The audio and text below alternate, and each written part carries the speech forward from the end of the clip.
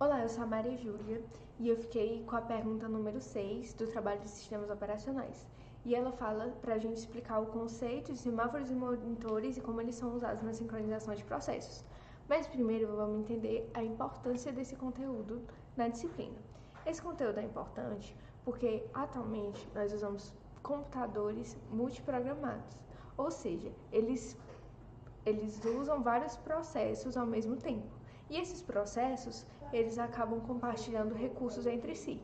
E os semáforos e os monitores, eles servem para garantir a integridade entre os dados compartilhados entre dois processos ou mais. Mas Jadiel, e eu e a minha dupla ficamos com a questão 6.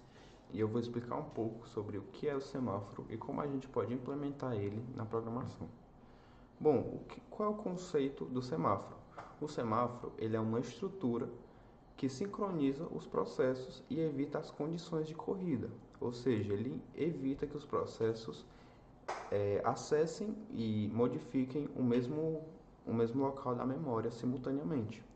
Mas o que é o processo em conceito de programação? O processo ele é uma variável inteira, ou seja, ele possui valores inteiros que são decrementados ou incrementados pelos processos. E ela só pode ser modificada, ou seja, incrementada ou decrementada, por duas funções atômicas, que são as funções wait e signal. Mas por que essas funções elas são atômicas? Elas são atômicas porque elas não podem ser interferidas durante a execução de um processo, ou seja, nenhum outro processo pode interferir na execução delas. Então, se tem um processo decrementando um semáforo pela função wait, outro processo não pode utilizar aquele semáforo para incrementar ou decrementar ao mesmo tempo. Então, ele tem que esperar aquele processo terminar o uso daquele semáforo para depois poder utilizar aquele recurso. Mas como é que a gente implementa um semáforo e as suas funções? Para isso eu trouxe aqui um código para ficar melhor da gente visualizar e também para me explicar de uma melhor forma. Então, o que é o semáforo? O semáforo ele é uma struct aqui e ele vai possuir dois valores, que vai ser o valor inteiro, que vai ser decrementado ou incrementado pelas funções, e ele vai também guardar uma struct, que ele vai guardar os processos que vão ser bloqueados por ele. Ou seja, quando um processo está aqui na função wait esperando um recurso ficar disponível, ele vai estar aqui dentro da lista, esperando o recurso ficar disponível para ele. E como é que a gente implementa a função wait? A função wait ela recebe um semáforo, que é para poder decrementar o valor dele. Mas se esse valor já for menor do que zero, aquele processo ele vai entrar na condição para ser bloqueado. Ou seja, ele vai entrar nessa lista para ficar esperando até o semáforo possuir recurso suficiente para atender ele. E a função signal? A função signal também recebe um semáforo, mas para incrementar ele. Ou seja, um processo utilizou aquele recurso e agora ele vai devolver para o semáforo para poder atender outros processos. Então, ele incrementa o semáforo e ele vai desbloquear aquele recurso, que é para o recurso poder utilizar o processo poder utilizar aquele recurso e ser removido da lista de processos. Vou explicar o que são monitores. Monitores, eles são tipos abstratos de dados que, dentro das funções que são implementadas dentro dele, garante a exclusão mútua entre dois processos. E eles podem também ser implementados como semáforos, que foi explicado anteriormente, a implementação, e eles são criados também para resolver o problema dos filósofos comensais.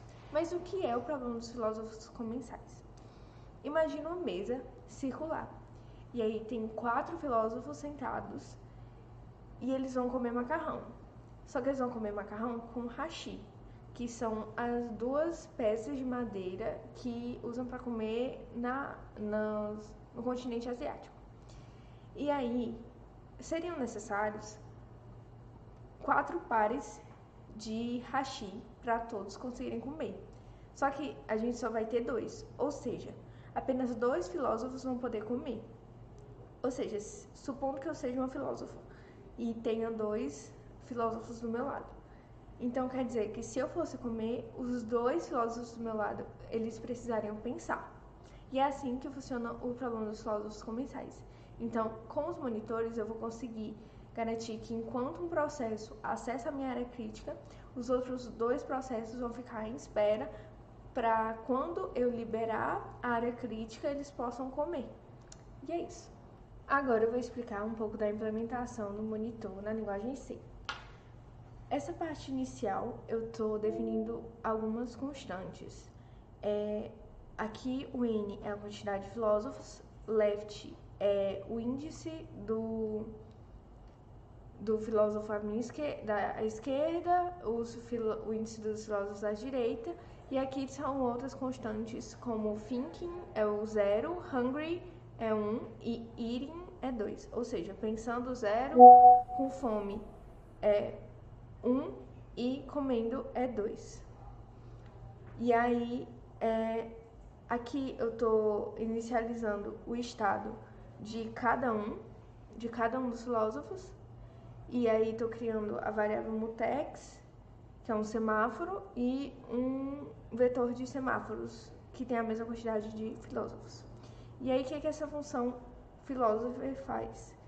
Ele é um loop infinito que faz o filósofo pensar, pegar os garfos, comer e devolver os garfos. Vou explicar a função teste. O que a função teste faz? Ela recebe o índice do filósofo, ela verifica se esse filósofo está faminto, se o da esquerda dele não está comendo e se o da direita dele também não está comendo, porque se pelo menos um deles estiver, ele não pode comer.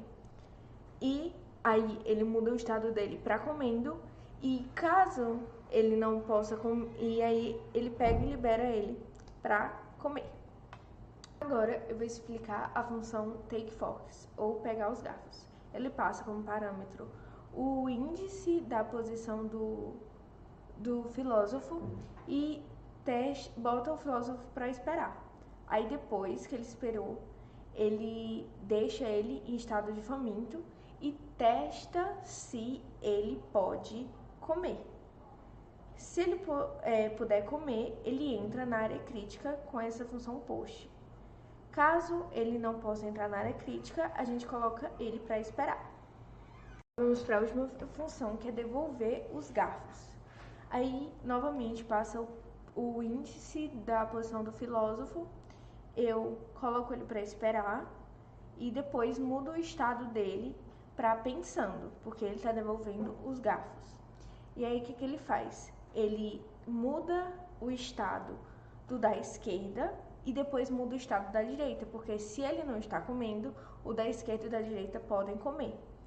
E aí, depois libera ele da área crítica.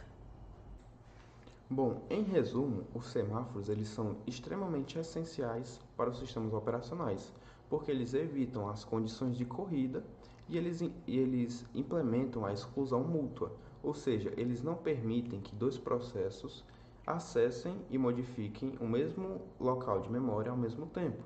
Isso evita uma série de problemas, que são os principais deles o deadlock e o starvation.